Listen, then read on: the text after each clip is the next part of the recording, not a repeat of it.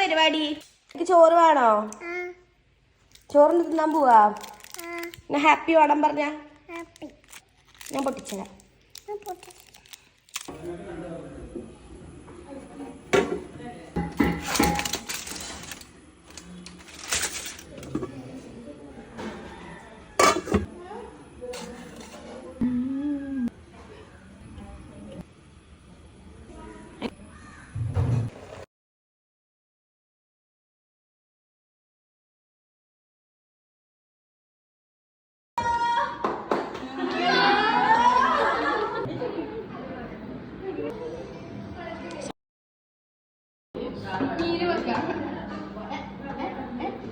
അങ്ങനെ ആകടോ വേഗം.